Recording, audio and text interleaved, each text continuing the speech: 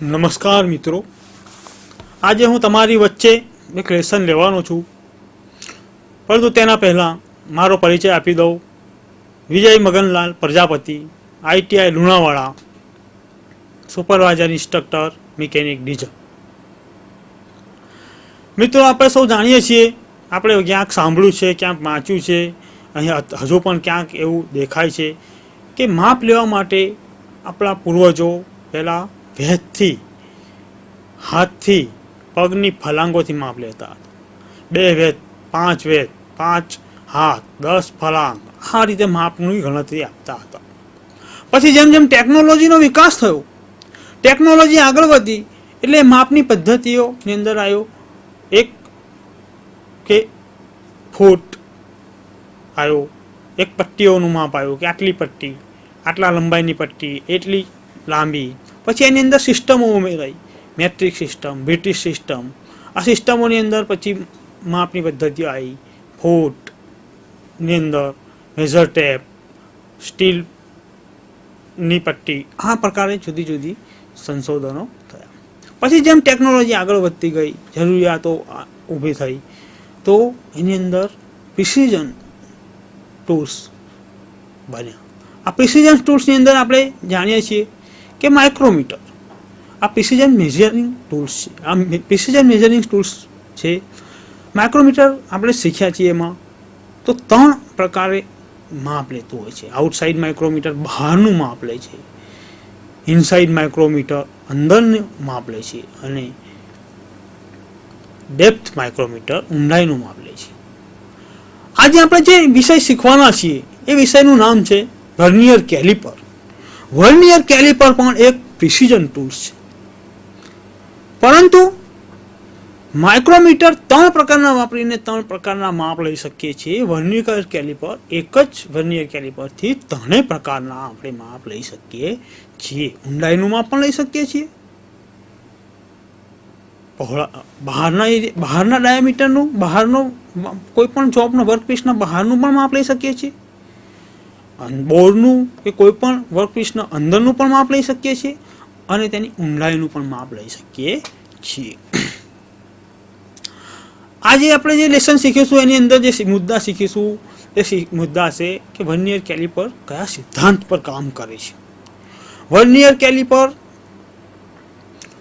Graduation શું છે, vernier કેલિપરના ભાગો કયા કયા છે, વર્નિયર કેલિપરનું ડિસ્કાઉન્ટ શું છે, વર્નિયર કેલિપરનું રીડિંગ કઈ રીતે લેવું. આ બાબતો આપણે આજના લેસનની અંદર શીખીશું. તો પહેલો મુદ્દો છે વર્નિયર કેલિપર કયા સિદ્ધાંત ઉપર કામ કરે છે. તો અહીંયા આપણે જોઈશું તો વર્નિયર કેલિપરનો સિદ્ધાંત તે 2 અનુરૂપ સ્કેલના અલ્પ માપના અંતરના આધાર પર બનાવેલ હોય છે. તેમાં એક મેઇન સ્કેલ તથા બીજું વર્નિયર સ્કેલ હોય છે. આપણે જોયું વર્નિયર કેલિપરનો સિદ્ધાંત. ફરી એકવાર, વર્નિયર કેલિપરનો સિદ્ધાંત તે 2 અનુરૂપ સ્કેલના અલ્પ માપના અંતરના આધાર પર બનાવેલ હોય છે. તેમાં એક મેઇન સ્કેલ તથા બીજું વર્નિયર સ્કેલ હોય છે. હવે આપણે વર્નિયર કેલિપરના ભાગો વિશે જોઈશું. વર્નિયર કેલિપરના કયા કયા ભાગો છે? તો વર્નિયર કેલિપરની અંદર ફિક્સ જો, મૂવેબલ જો, એક ફિક્સ જો અને એક મૂવેબલ જો એ આઉટસાઇડનું મેઝરિંગ કરે, બીજો ઇનસાઇડ ફિક્સ જો, ઇનસાઇડ મૂવેબલ જો, ઇનસાઇડ મેઝર જોબની અંદરની સપાટીનું માપ કરે. ડેપ્થ માટે ડેપ્થ જે પટ્ટી હોય છે એનાથી આપણે માપી શકીએ. પછી એની અંદર વર્નિયર હેડ, આ વર્નિયર હેડ એ જે બીમ છે વર્નિયરનું એના ઉપર ફરતી ભાગ છે. પછી છે ફાઇન એડજસ્ટિંગ હેડ. એ ફાઇન એડજસ્ટિંગ હેડમાં ફાઇન નટ અને લોકિંગ સ્ક્રૂ હોય છે. આપણે પ્રત્યક્ષ આકૃતિની અંદર આ ભાગો આપણે જોઈશું. તો અહીંયા આકૃતિમાં જોઈશું તો આ જે ભાગ છે, બરોબર, આ વચ્ચેનો ભાગ છે એ બીમ છે. અહીંયા આપણે જોઈએ બીમ. બીમને કાટખૂણે અહીંયા જોઈશું તો એક જો છે અને બીજો જો ઉપરની તરફ છે. આ ઉપરનો જો જે છે એ ઉપરનો જો ફિક્સ્ડ જો ફોર ઇન્ટરનલ મેઝરિંગ. બરાબર. તો બીમ ઉપર બે જો આવેલા હોય છે, એક છેડા ઉપર, તે બંને કાટખૂણે હોય છે. જે ઉપરનો જો છે એ ફિક્સ્ડ જો ફોર ઇન્ટરનલ મેઝરિંગ, અંદરનું માપ લેવા માટેનો ફિક્સ જો છે. અને નીચેનો જે જો છે એ ફિક્સ્ડ જો ફોર એક્સટર્નલ મેઝરિંગ, બહારનું વર્કપીસનો બહારનું માપ લેવા માટેનો ફિક્સ જો છે. પછી movable jaw for internal measuring, અહીંયા ઉપર જે ફિક્સ જો છે ઇન્ટરનલ મેઝરિંગ માટેનો, એની બાજુમાં movable jaw for internal measuring અને movable jaw for external measuring એ નીચે છે. આ બંને જો મૂવેબલ છે તે બંને જો વર્નિયર હેડ ઉપર આવેલા હોય છે. આ આખો જે ભાગ છે, બરાબર, જેની અંદર movable jaw for external measuring, vernier scale, movable jaw for internal measuring, lock screw, આટલા ભાગો આવેલા છે. જે બીમ જે છે એના સંપર્કમાં રહીને એની સપાટી ઉપર આગળ પાછળ મૂવમેન્ટ કરી શકે છે. આ જે વર્નિયર હેડ છે એના ઉપર વર્નિયર સ્કેલ આપેલો હોય છે. એ આ વર્નિયર સ્કેલ છે જે વર્નિયર હેડ ઉપર આપેલો હોય છે, જેના 50 કાપા છે. 0 થી 50 કાપા એના ઉપર કરેલા હોય છે. એના ઉપર વર્નિયર હેડ ઉપર એક લોક સ્ક્રૂ પણ આપેલો હોય છે, જેના દ્વારા આ મૂવ થઈ શકતા વર્નિયર હેડને માપ લીધા પછી માપ ખસી ના જાય તે માટે તે લોક કરી શકાય છે. આ ફાઇન એડજસ્ટિંગ હેડ છે, તેની અંદર ફાઇન એડજસ્ટમેન્ટ સ્ક્રૂ અને લોક સ્ક્રૂ આ હોય છે, જેનાથી એકદમ ચોક્કસ માપ લઈ શકાય છે. લેવા માટે આ ફાઇન એડજસ્ટિંગ હેડની રચના આપેલી હોય છે. હવે આ જે છે ડેપ્થ મેઝરિંગ બ્લેડ. આ ડેપ્થ મેઝરિંગ બ્લેડ એ અહીંયા વર્નિયર હેડની પાછળના ભાગે તે જે વર્નિયર કેલિપર હોય છે એને અહીંયા પ્રત્યક્ષ બતાવું તો એના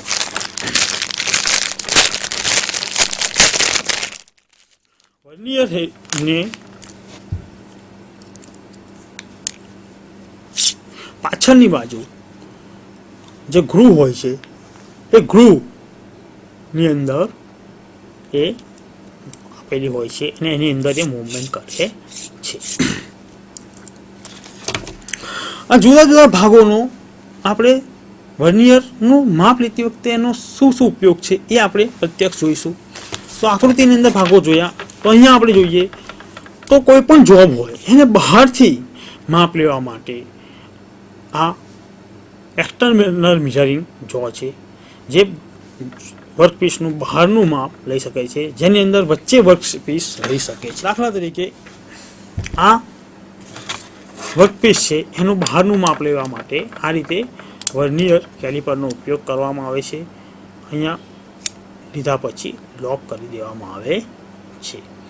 હવે આ ઇન્ટરનલ મેઝરિંગ જો છે એ ઇન્ટરનલ મેઝરિંગ જોનોથી માપ કઈ રીતે લેવામાં આવે છે તો એને આ રીતે હોલ હોય, બોર હોય, સ્ક્વેર હોલ હોય, કોઈ પણ પ્રકારનું એના અંદર જોન કરી અને લોક કરી અને આ રીતે માપ લેવામાં આવે છે. હવે ડેપ્થ, કોઈ પણ હોલ, ગ્રુવ, એનું ડેપ્થનું માપ લેવું હોય, કોઈ પણ વર્કપીસનું ડેપ્થ માપવી હોય તો ડેપ્થ જે બ્લેડ છે એના દ્વારા આપણે આ રીતે માપ લઈ શકીએ છીએ અને લોક કર્યા બાદ આપણે માપ લેવાનું હોય છે. હવે જે બીમ છે, આ વચ્ચેનો બીમ જેના ઉપર ફિક્સ જો કાટખૂણે ફિક્સ જો હોય છે, એ બીમ ઉપર આપણે જોઈએ અહીંયા આકૃતિમાં પણ જોઈ શકીએ છીએ કે બીમ ઉપર મેટ્રિક ગ્રેજ્યુએશનની અંદર માપ આપેલા હોય છે, જે માપ દરેક એક એક એમએમના એક એક કાપા હોય છે. આ એક એક એમએમના એક એક કાપા હોય છે અને વર્નિયર સ્કેલ ઉપર એક એક 50 કાપા હોય છે. તો જુદા જુદા ભાગો વર્નિયર કેલિપરના એના એ કઈ રીતે કામ કરે છે, વર્નિયર કેલિપરમાં એમનો શું ઉપયોગ છે એ આપણે જોયું. હવે આપણે આગળનો મુદ્દો જોઈશું, વર્નિયર કેલિપરનું ગ્રેજ્યુએશન. આ વર્નિયર કેલિપરનું ગ્રેજ્યુએશન એ બીમ ઉપર 1 મિલીમીટરના એક એક કાપા હોય છે અને વર્નિયર સ્કેલ ઉપર આપણે આગળ જોયું એમ 50 કાપા કરેલા હોય છે. List count. લિસ્ટ કાઉન્ટ એટલે લઘુત્તમ માપ, નાનામાં નાનું માપ કયું લઈ શકાય એ વાત છે. વર્નિયર કેલિપરનું લિસ્ટ કાઉન્ટ 0.02 મેટ્રિક સિસ્ટમમાં અને બ્રિટિશ સિસ્ટમની અંદર 0.001 ઇંચ છે.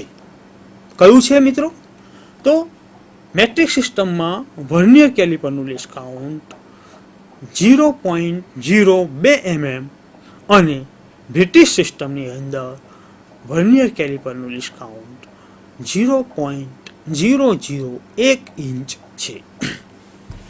લિસ્ટ કાઉન્ટ કઈ રીતે નક્કી કરવામાં આવે છે, કઈ રીતે ગણતરી કરવામાં આવે છે એ બાબત આપણે અત્યારે જોઈએ તો મેઇન સ્કેલના એક કાપાનું મૂલ્ય લિસ્ટ કાઉન્ટ બરાબર મેઇન સ્કેલના એક કાપાનું મૂલ્ય ભાગ્યા વર્નિયર સ્કેલના કુલ કાપાનું મૂલ્ય બરાબર 1 મિલીમીટર ભાગ્યા 50 બરાબર 1/50 ગુણ્યા 2 એટલે લસા બરાબર 2/100 બરાબર 0.02 મિલીમીટર. તો મિત્રો આ રીતે આપણે લિસ્ટ કાઉન્ટની ગણતરી કરીએ છીએ.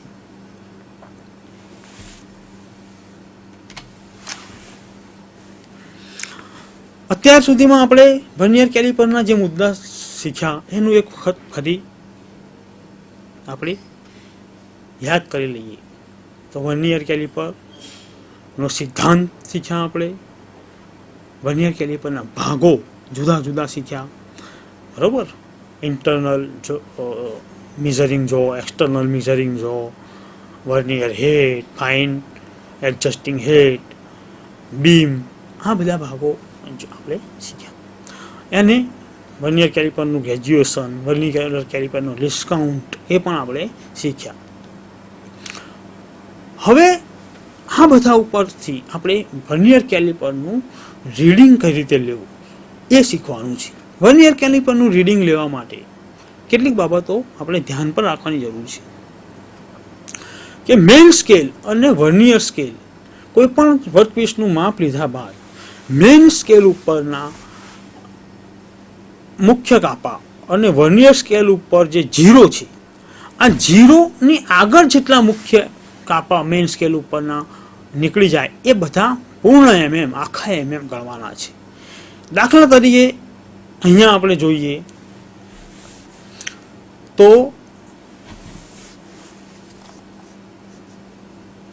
આ 0 છે એ 30, 31 અને 32 mm પૂર્ણ પસાર કરીને આગળ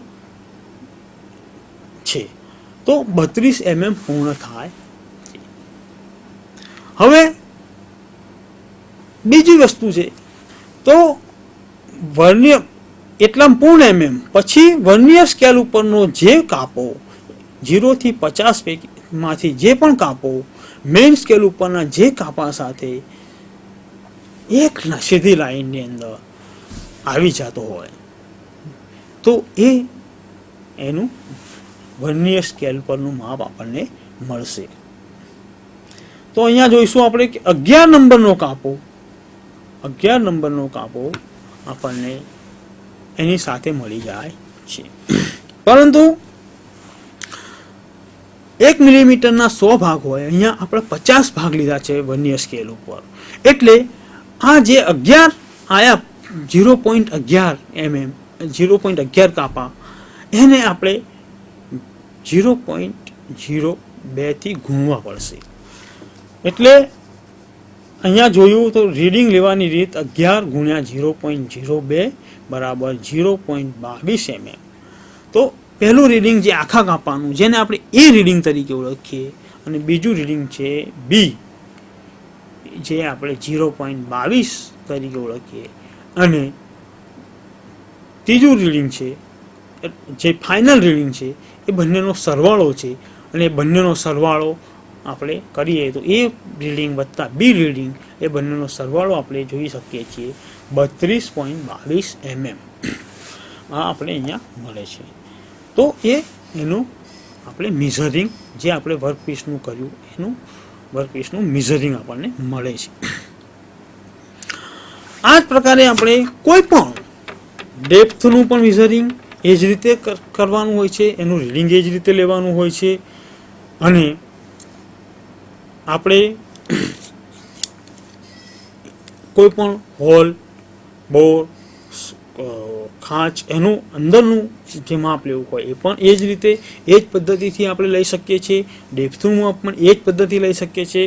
માપવાની, રીડિંગ લેવાની પદ્ધતિની અંદર કોઈ પણ ફેરફાર હોતો નથી. અહીંયા આપણે એકવાર ફરીથી જોઈ લઈશું. તો મેઇન સ્કેલ ઉપરના મુખ્ય કાપા, મેઇન સ્કેલ જે છે બીમ ઉપરના મુખ્ય મેઇન સ્કેલ, જે એમએમની અંદર એક એક કાપો હોય છે, 1 mm નો એક કાપો. જ્યારે રીડિંગ લે તો વર્નિયર જે હેડ છે એ વર્નિયર સ્કેલ ઉપરનો 0 જેટલા પણ મુખ્ય કાપા, જેટલા પણ મુખ્ય એમએમ એ પસાર કરી નાખ્યા હોય, અને 0ની લાઈન આગળ જેટલા પણ આખા એમએમ હોય એને પૂર્ણ એમએમ તરીકે લેવાના હોય છે. જેમાં આપણે જે ઉદાહરણ જોયું એમાં 32 આપણે લીધા.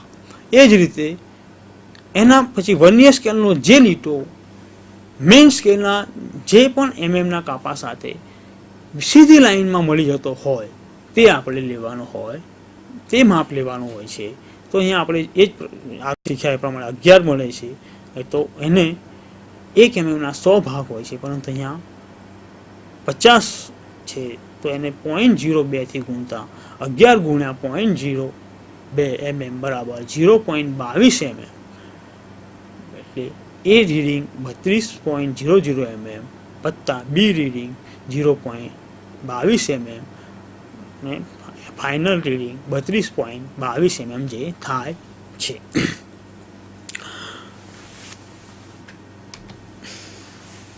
વર્નિયર કેલિપરનો ઉપયોગ કરતી વખતે આપણે શું કાળજી રાખીશું?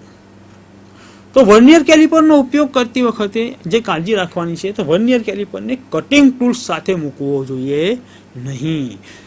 વર્નિયર કેલિપર પ્રિસિઝન ટૂલ્સ છે, કટિંગ સાથે મૂકવાથી તે ખરાબ થઈ જશે. વર્નિયર કેલિપરનો જ્યારે માપ લઈએ ત્યારે જે લોકિંગ સ્ક્રૂ છે, આ લોકિંગ સ્ક્રૂ વધુ પડતો ટાઈટ કરવો જોઈએ નહીં. જે એને વધારે ટાઈટ કરીશું તો વર્નિયર કેલિપર બગડી શકે છે. જ્યારે જોબનું માપ લઈએ છીએ ત્યારે જોબ ઉપર વર્નિયર કેલિપરને વધારે પડતો પ્રેસ કરવો જોઈએ નહીં. આ રીતે વધારે તાકાતથી પ્રેસ કરીને કરવો જોઈએ નહીં. વર્નિયર કેલિપરનો ફરતું ભાગ હોય, મશીન હોય, ચાલુ વર્કિંગ કન્ડિશનમાં હોય, એવા વર્કિંગ કન્ડિશન ઉપર આપણે આ વર્કિંગ કન્ડિશન કરતો હોય અને એના ઉપર આ રીતે માપ લેવું જોઈએ નહીં. જેથી વર્નિયર કેલિપર પ્રિસિઝન ટૂલ્સ છે, એનો ઘસારો થશે અને માપની લેવાની ક્ષમતા બદલાઈ જશે. વર્નિયર કેલિપર ને જ્યારે વપરાશ પૂરો ઉપયોગ થઈ જાય ત્યારે તેને આપણે ઓઇલિંગ કરીને તેના બોક્સમાં મૂકીને આપણી એની યોગ્ય જગ્યાએ મૂકી દેવો જોઈએ. તો સલામતીના જે પગલાં છે આપણે વાત કરી એને એક વખત ફરી જોઈ લઈએ. તો વર્નિયર કેલિપર કટિંગ ટૂલ્સ સાથે ના રાખવો જોઈએ. વર્નિયર કેલિપર ઉપર ફરતા ભાગો ઉપર એનું સીધું માપ ના લેવું જોઈએ. આ પ્રકારે આપણે શીખ્યા. આખા લેસનમાં આપણે અત્યારે શું શીખ્યા એ વિશે આપણે જોઈએ. તો આખા લેસનની અંદર આપણે શીખ્યા વર્નિયર કેલિપરનો સિદ્ધાંત. વર્નિયર કેલિપરનો જે સિદ્ધાંત શીખ્યા એની અંદર આપણે શીખી ગયા કે તે બે અનુરૂપ સ્કેલના અલ્પ માપના અંતરના આધાર પર બનાવેલ હોય છે. તેમાં એક મેઇન સ્કેલ તથા બીજું વર્નિયર સ્કેલ હોય છે. પછી તેના ભાગો આપણે શીખ્યા. ભાગોની અંદર આપણે શીખ્યા કે ઇન્ટરનલ મિઝરિંગ જો, પછી એક્સટર્નલ મિઝરિંગ જો, ફિક્સ જો, એક્સટર્નલ જો, ફિક્સ જો, મૂવેબલ જો, લોક સ્ક્રૂ, વર્નિયર હેડ જે હોય છે તે બીમ ઉપર ફરે છે અને બીમ વર્નિયર હેડ ઉપર લોક સ્ક્રૂ, એના ઉપર વર્નિયર સ્કેલ હોય છે. ફાઇન એડજસ્ટિંગ હેડ, એની ઉપર ફાઇન એડજસ્ટમેન્ટ સ્ક્રૂ અને લોક સ્ક્રૂ હોય છે. આ બધા ભાગો. પછી ડેપ્થ મેઝરિંગ બ્લેડ એ પણ શીખ્યા. આ બધા ભાગો વર્નિયર કેલિપરના છે. વર્નિયર કેલિપરનું ગ્રેજ્યુએશન આપણે શીખ્યા. વર્નિયર કેલિપરનું ડિસ્કાઉન્ટ આપણે શીખ્યા, જેની અંદર ડિસ્કાઉન્ટમાં 0 મિલીમીટરમાં મેટ્રિક સિસ્ટમમાં 0.02 એ એનું ડિસ્કાઉન્ટ છે અને બ્રિટિશ સિસ્ટમમાં 0.001 ઇંચ એ એનું ડિસ્કાઉન્ટ છે. તે પણ આપણે શીખ્યા. બીજો મુદ્દો આપણે શીખ્યા આજે ડિસ્કાઉન્ટની ગણતરી કઈ રીતે કરવામાં આવે છે તે પણ આપણે જોયું છે. એની ગણતરી પણ આપણે બતાવી છે. પછી રીડિંગ લેવું, કઈ રીતે રીડિંગ લેવું તે આપણે શીખ્યા. તો મેઇન સ્કેલ અને વર્નિયર સ્કેલ. આ વર્નિયર જ્યારે વર્કપીસનું માપ લઈએ તો વર્નિયર સ્કેલનો જે 0 છે એ 0 મેઇન સ્કેલ ઉપરના મિલીમીટરના કાપા ઉપરથી જેટલા કાપા આગળ હોય એટલા આખા કાપા મિલીમીટર ગણવા. પછી વર્નિયર સ્કેલનો જે કાપો, એના 0 પછીનો જે કાપો મેઇન સ્કેલના જે પણ મિલીમીટરના કાપા સાથે સીધી લાઇનમાં મેચ થતો હોય એટલા કાપા ગણવા. કે 15મો કાપો થતો હોય તો 15મો ગણવો અને એના ગુણ્યા 0.02 કરી અને એ માપ જે આગળનું આખા કાપાનું એ રીડિંગ લીધું એની અંદર બી રીડિંગ તરીકે તેને ઉમેરવું. આ બંનેનો સરવાળો કરતાં જે રીડિંગ આવે એ આપણો મેઝરમેન્ટ થશે, માપ થશે. આ પ્રકારે આપણે વર્નિયર કેલિપરનું લેસન શીખ્યા છીએ. મિત્રો મળીશું ફરીથી. ધન્યવાદ.